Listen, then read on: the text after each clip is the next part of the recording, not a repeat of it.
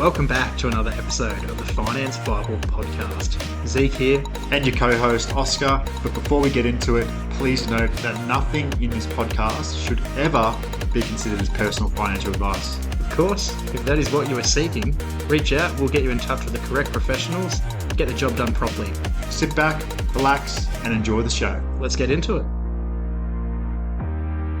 When employees consistently highlight the importance of being loyal, got to be loyal here. That's a red flag.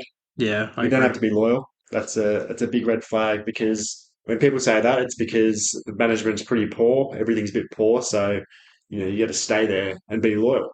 Yeah, through the hard times, you got to be loyal. Yeah, that sounds more like a It's more of a small business one, I believe. It is a small business one, but back to your point earlier of like a controlling relationship. Like I think that's sort of controlling in a way where It's very controlling. They're trying to mentally win you over and coerce you into staying there and feeling like you can't be doing certain things, and basically just manipulate you into being a soldier, like an ant. Just a little employee that runs around in circles looking the for rat food. on the wheel. Yeah. Yes. Yeah, just doing what you've got to do. Normally, we're a bit smarter than that. We can figure out things on our own. People, that is. Not me, not Oscar. Well, we can, but Everyone else can. yeah, everyone can do it. Like if they're coming up to you with, you've got to be loyal, you need to stay here. We're going to go through a rough patch, but you've got to stay loyal, or this has come out in the media, or there's been this story. But don't worry, that the media is incorrect, and this never happened. Yeah, be loyal. Don't comment on it. Like even if you're against it, you're not commenting on it. Just be loyal. Yeah, get out of here. Red flag. Yeah. Jump ship. Yep, I'll be commenting every day of the week. If someone comes up to me and says, "Oh, what do you think about this?" I'll be telling them. And there was a few of them that happened. Yeah. In one of my old jobs, which I actually can't discuss. Oh. But yeah, that was a major indicator of why I left there as well. You've had a couple. I've had a lot of funny things happen with your past workplaces. Yeah, it's good though. I love it. It's good. It's good lessons, and it's good. It's good to know what not to do for right now when we run our own.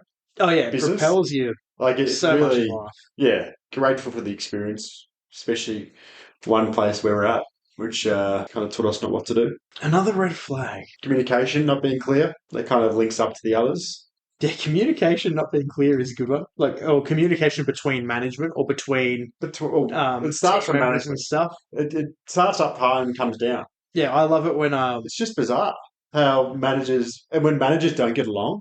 Oh. Like when two head of departments who need to work together hate each other. Yeah, and you have to go from one to the other to try and get a point across. And they're just salty about personal shit. It's like, get over it and actually do your job. Yeah, just do your job. You're here for 8 hours a day. Parking lot after work. I don't want to hear about it. Do it, your job. Yeah. Oh, wow. And then you don't know what's going on, but they assume that you were told. And then they crack it at you for not knowing. But it's like, mate, I haven't actually been told. Yeah, there was a lot of communication things like in the past I've seen where you'll be told one thing from a manager where you'll go and do it, and then the other manager will come in and be like, "What are you doing?" Yeah. Oh, why'd you do this? Such and such told me to come and do this. No. Mate, that's not what's happening. I don't want you to do this. Well, it's like, well, mate, I'm just telling you this is what I'm doing. Yeah. So, yeah, but you're not doing that. We'll go talk to them. Oh, no, do what you're doing. It's just bizarre. But there's so much of that in every single workplace. Of it. Yeah, it's outrageous. I think remote working helps with that. Today's day and age is so good for all conflict and communication, because you've got I think it's Slack and then Monday.com or whatever. Everyone just communicates on that. Yeah. So if you do have beef, who cares? Just type it.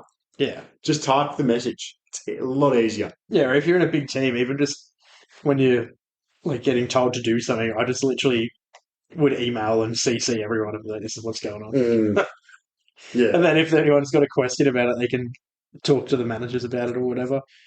Save the drama. Yeah. And you don't have to be involved. They can sort it out.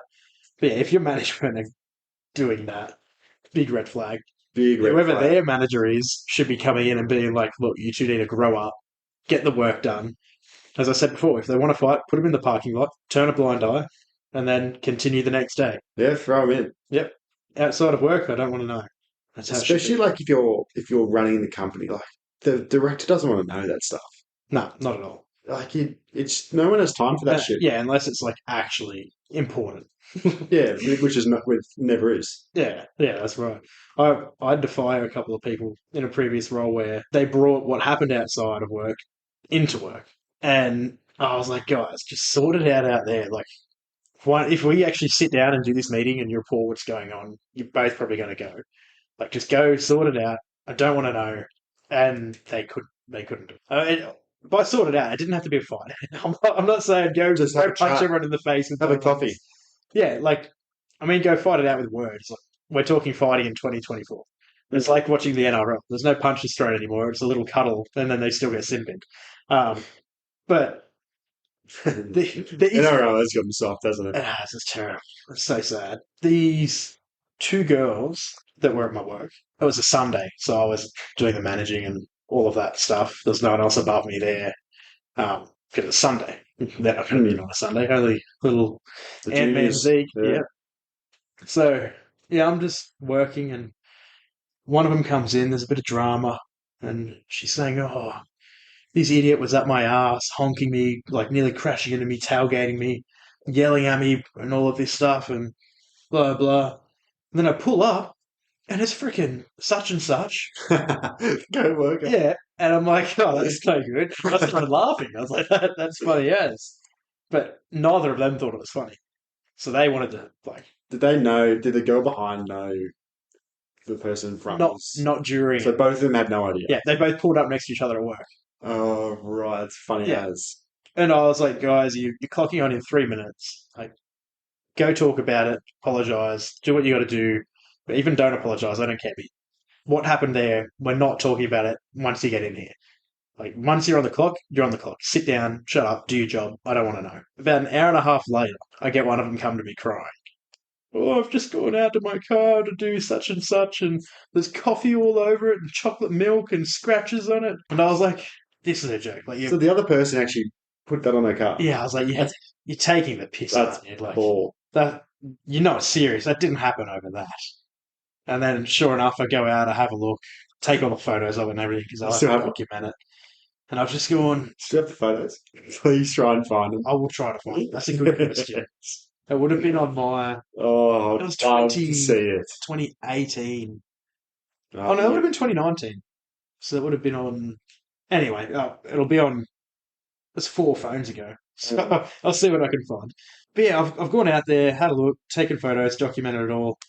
And I came back in and put the other one in the room, or in one room, and the one who got a car done in another room. And I said, look, if this is actually what's going on and what's happened, because you haven't left it at what we talked about at the start, like, I can't just turn a blind eye now. Do you think this is actually her that did it?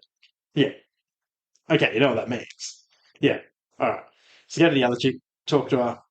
She just goes, yeah, stuff with the stupid bitch. Oh, really? And I was like, what? Oh my Anyway, god.